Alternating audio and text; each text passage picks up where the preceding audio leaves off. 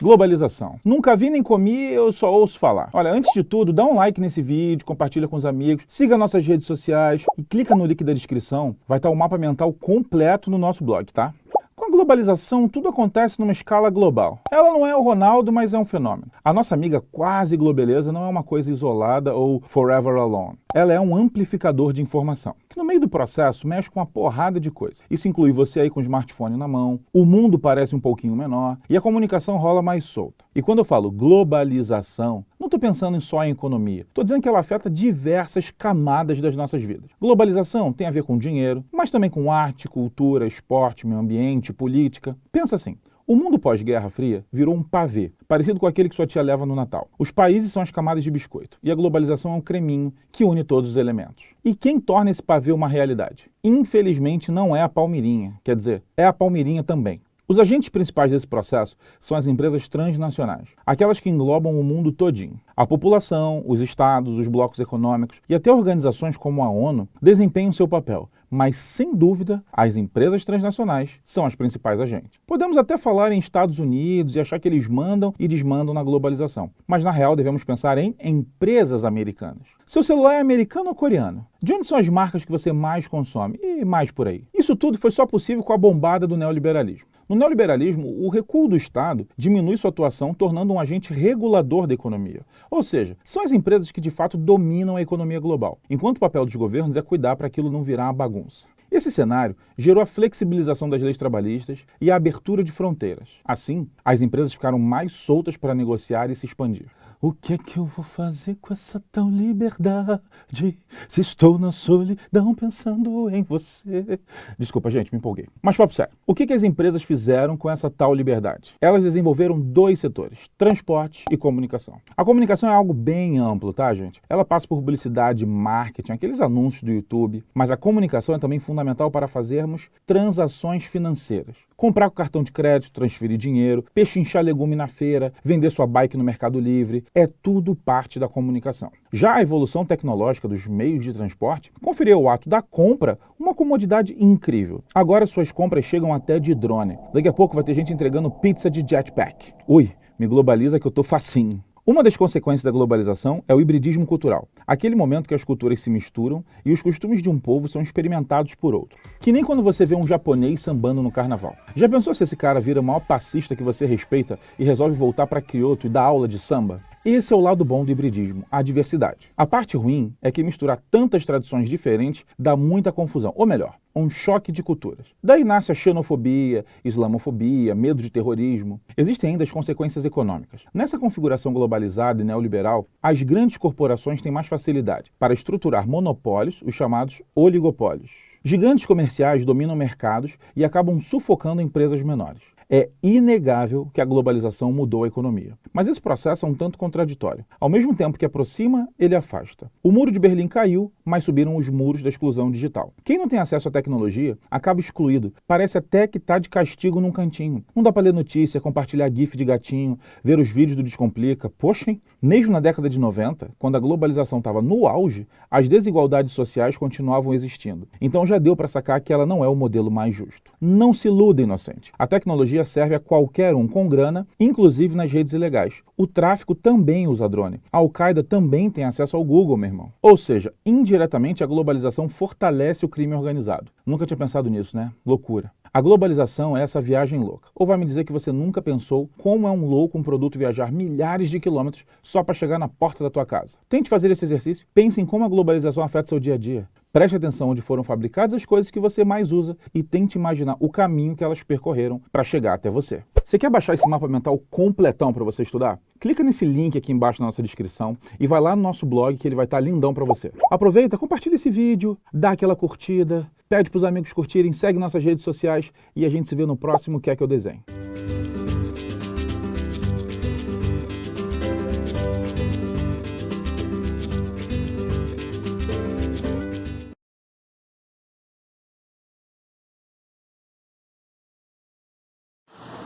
Boa tarde, nosso grupo é o grupo 6. Nosso tema é globalização hegemônica e contra-hegemônica. É formado por Sara Nascimento, João Vitor, Ladson, Pedro Gustavo e Edson Gonzalez. Bom, para começar, eu gostaria de falar dos maiores debates que acontecem na demografia, que é a questão que se existe apenas uma tipo de globalização a redor do mundo. Para a maioria dos atores, existe apenas um tipo de globalização, sendo ela a capitalista neoliberal. Não existe sentido em se existe a globalização hegemônica enquanto hegemônica, porque só existe apenas uma. Para Jerry Berners, esse tipo de globalização econômica causa um impacto muito grande na população mundial. Por quê? Porque acaba por piorar a posição econômica da maioria da população e também por ser ineficaz a médio prazo. Com isso, a existência mais eficaz contra esse tipo de globalização econômica é a construção de economia mais local, diversificada, de pequena escala, ligada a grandes potências, porém sem depender delas. Essa posição foi criada várias iniciativas por todo o mundo. Essas propostas são designadas por localização. Entende-se localização como conjunto de iniciativas sociais que vão criar espaços de sociabilidade em pequena escala, orientando a autossustentabilidade.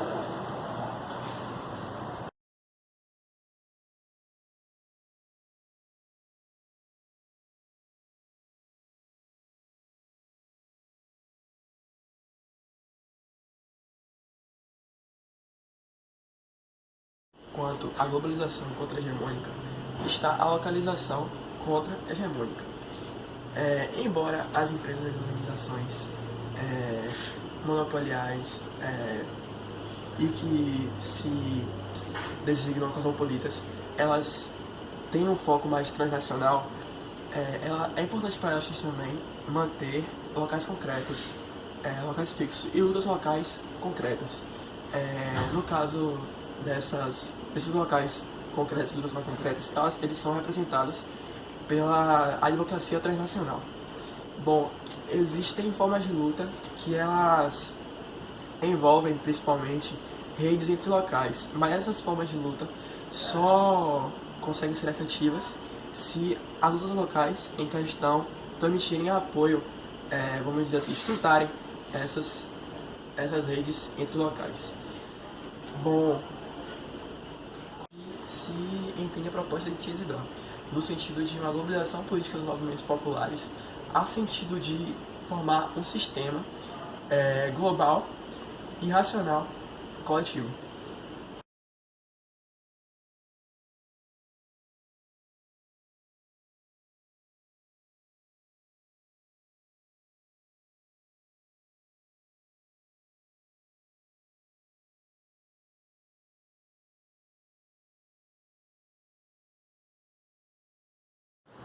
Eu vou continuar a apresentação falando sobre um pouco sobre a política de globalização, sobre o protecionismo, no caso das ramificações do antigo ou no caso do protecionismo vigente hoje em dia, e o novo protecionismo. Então eu vou falar um pouco sobre como aplicar esse novo protecionismo e o que evitar em todo esse processo. Vamos começar falando sobre as políticas de localização. Segundo o autor, essas políticas de localização não são em si isolacionistas, mas eu quero fazer o quê? Evitar o que é chamado de globalização capitalista neoliberal. E no caso das características de protecionismo, que políticas de localização são essas? Que protecionismo ele favorece? No caso, favorece sempre o protecionismo novo. E o que é esse protecionismo novo? Esse protecionismo novo é nada menos do que um protecionismo que auxilia o pequeno produtor, auxilia todo aquele mercado interno, em detrimento das multinacionais e mercados externos. E nós temos, no caso, o protecionismo antigo, o protecionismo vigente, que ao invés de proteger o mercado interno em detrimento do externo, está fazendo o contrário. Ou seja, protege as multinacionais de fazer toda a competição com o mercado interno, no caso do microprodutor, e também assim acaba evitando de haver até mesmo relação ambiental, ou seja, a sustentabilidade ambiental. Esse protecionismo aqui está evitando. Ou seja, está fazendo um mal tanto à economia quanto ao meio ambiente. Agora vamos a como aplicar este novo protecionismo, que já foi visto no livro aqui. o autor explain e deixa bem claro que o novo protecionismo é superior ao antigo, de acordo com a opinião demonstrada. Então, como aplica esse novo protecionismo? No caso, é fazer o quê? Evitando essas ligações de mercado externo dessas multinacionais, fazendo com que sejam cortadas definitivamente esse livre comércio que elas têm, essa forma que ela tem de pegar o lucro exagerado, e favorecendo assim o pequeno produtor, favorecendo até mesmo o meio ambiente, como foi dito anteriormente. Essa é uma forma melhor, essa é a forma que o meio ambiente está ganhando, que a economia está ganhando, e todo mundo está ganhando. E que realmente não deveria lucrar ilicitamente em cima disso, no caso das multinacionais, ficou teoricamente no prejuízo, porque dinheiro era demais. Então fazem o quê? Corta esse mercado externo delas e fortalece o mercado interno, recuperando assim a economia local. E o que evitar esse processo de protecionismo? Tem que tomar muito cuidado com a coisa, claro, isso segundo o autor. Evitar um discurso neoliberal de quê? De que não há obstáculos para essa globalização neoliberal. Porque, segundo ele, no caso, o que está no livro? O que está escrito lá? Está escrito o quê? Os neoliberais, eles meio que falam que não há obstáculos para que o seu modo de globalização venha à frente. Mas só que o livro denota que isso é uma mentira.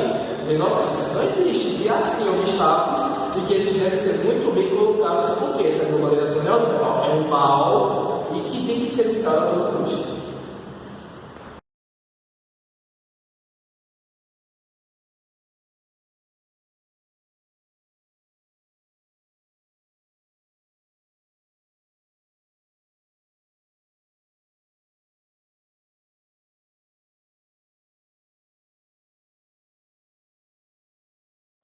Podemos dizer que a globalização hegemônica, também conhecida como globalização neoliberal, ela traz diversas consequências para a nossa sociedade, sejam elas no nível econômico ou até mesmo no nível social, até chega a ser no nível biológico, que a gente pode ter problemas ambientais graças às medidas desse modelo de globalização. Como esse modelo de globalização ele dá um foco Então, como esse modelo de globalização traz um foco muito grande às iniciativas de mercado externo, as iniciativas de mercado interno acabam sendo prejudicadas. Desse modo, as empresas transnacionais e exportadoras elas acabam tendo uma supremacia que muitas vezes é desnecessária nesse contexto de globalização. Enquanto o mercado interno, que ele é bom para fazer o desenvolvimento do país, ele acaba muitas vezes ficando em segundo plano. Aí, como podemos dizer, esse fato da economia de mercado interno ficar em segundo plano também é o principal fator que vai trazer prejuízos para a economia do país. Porque como esse país não vai poder fazer um mercado interno, ele vai acabar tendo uma certa crise interna. Todo esse dano causado à economia pode ser muitas vezes imensurável, então é muito importante que nós podemos dizer que esse dano causado ao mercado interno, ele muitas vezes tem um valor imensurável. E dessa forma, torna-se necessário que façamos o possível para fazer com que todos esses danos sejam reparados e assim a gente consiga, aos poucos, fazer uma globalização cada vez mais justa, que dê condições de igualdade para todas as pessoas de todos os países ao redor do mundo.